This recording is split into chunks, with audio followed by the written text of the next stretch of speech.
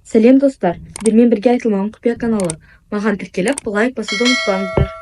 Атамның үйі ауылдың шетінде, терек пен қайын ағаштарының көлеңкесінде тұрған көне, бірақ жылы шаңырақ болатын. Сол үйдегі бір бөлме бәрінен ерекше. Қарапайым ағаш есік, сырт көзге ешқандай айырмашылығы жоқ, бірақ ешкім ол бөлмеге кіре алмайтын.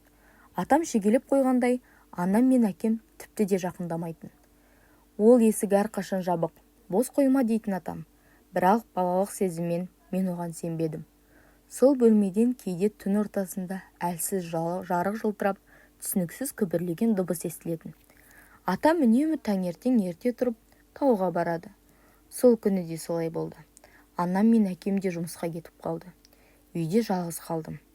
Үнсіздік. Әлгі есіктің алдында тұрғанымды өзім де байқамай қалдым.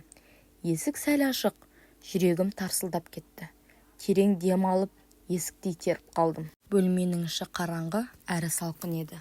Терезелері қымталған. Іште шаң көп, бірақ әр бұрышында тарих тұнып тұр.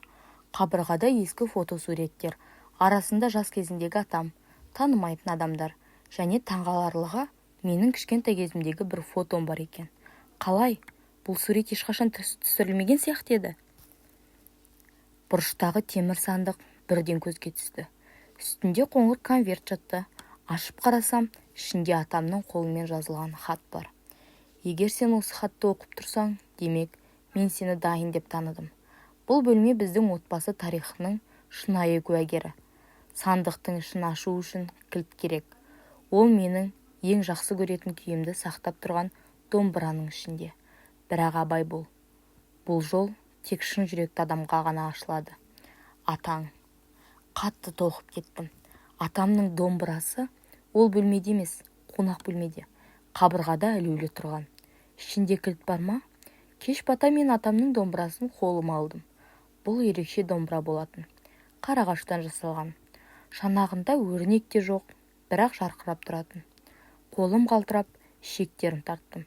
Кенет домбыра шанағынан әлсіз сықыр естілді. Іші қуыс екен. Қайыспен тартылған кішкентай тетікті ақырын бұрадым. Домбыра шанағы ашылып, ішінен күміс түсті ескі кілт шықты. Сол түн-ақ мен құпия бөлмеге қайта кіріп қарадым. Сандықты аштым. Ішінде ескі дәптер, күміс медальон және тағы бір хат. Дәптер атамның күнделігі. Ол бала күннен бастап өз армандарын, отбасы жайлы сырларды, жасырын шежірені жазып келген екен. Хатта былай делінген: бұл шежірені сен жалғастырасың. Медальон біздің ұрпақтың аманаты. Қажет сәт келгенде оны ки. Ол сені қорғайды, бірақ сенің алдында үлкен таңдау тұрады. Сен бәрін білуге дайынсың ба? Келесі күні атам таудан оралды. Бөлменің есігі ашық тұрғанын көрді. Маған ұзақ қарады. Ашуланған жоқ. Тек үндемей бөлмеге кіріп, маған қарап былай деді: мен бұл күннің келетінін білдім. Сен менің сенімімді ақтадың. Бұл бөлме тек сыр емес, жауапкершілік. Біздің әулет әрқашан бір аманатты сақтап келген. Енді сол сенде. Сол сәттен бастап менің өмірім өзгерді. Құпия бөлме мен үшін жай ғана жұмбақ емес, бір үлкен міндет пен болашақтың бастауы болды. Кешке атам маған сол күміс медальонды қолыма ұстатты. Оның салмағы жеңіл көрінгенімен бойымда бір түрлі ауырлық пен күш сезілді. Ортасында кішкентай тас орнатылған екен. Күнге қарасаң, ішінен жарық ойнап тұрғандай. Бұл жай әшекей емес, деді атам байыппен. Бұл біздің әулетке бағзы заманнан келе жатқан мұра. Осы медальон тек лайықты адамға ғана күш береді. Ал оны дұрыс пайдаланбасаң, зияны да тиюі мүмкін. Мен күнделіктегі жазбаларды оқуымды жалғастырдым. Онда атамның арғы аталары, көне замандарда шежіресі, бақсы, әрі ел аралаған емші болғаны жазылған. Олар маңызды бір аманатты ұрпақтан ұрпаққа жеткізіп отырған екен. Бірақ нақты не екенін атам жазбапты. Соңғы бетте тек бұлай жазылыпты: қасиетті Қаратауда бір есік бар. Сол жерге тек медальон иесі ғана өте алады. Сонда ғана шындық ашылады. Қаратау ауылдан бірнеше шақырым жерде тік жартас пен үңгір бар. Киелі деп саналатын тау. Жұрт ол жаққа сирек баратын. Көбісі тылсымнан қорқатын. Бірақ мен қорықпадым. Керісінше сол жерге баруды аңсадым. Ертеңіне таңсәріде атаммен бірге Қаратауға аттандық. Аспан бұлтты, жел баяу, сол бойы атам үнсіз, мен де көп сөйлемедім.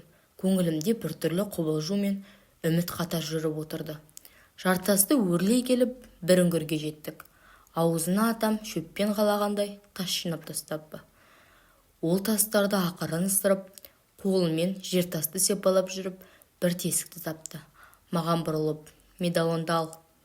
Ортасындағы тасты үңгір қабырғасына жақындат деді. Мен айтқанын істедім. Медалон тас қабырғаға жақындай бергенде, әлгі жартастан әлсіз жарқыл пайда болып, сосын баяу жарық нүктелерді шеңбер құрап, бір есік ашыла бастады. Ішке ендік. Қараңғы, бірақ біртүрлі жылы.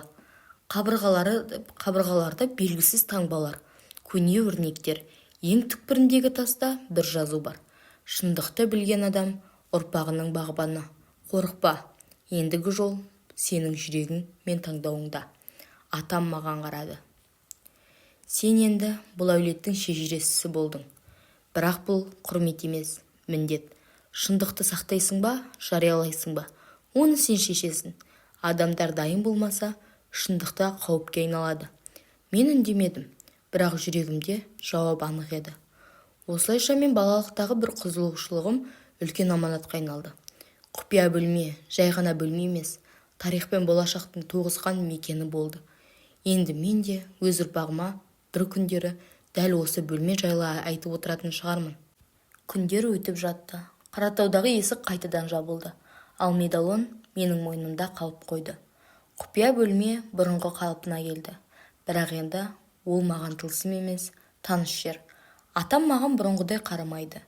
Енді мен оған немере емес, сенімді мұрагер секілдімін. Кеш сайын мен бөлмеге кіріп, атамның күнделігін, ескі карталарды оқитын болдым.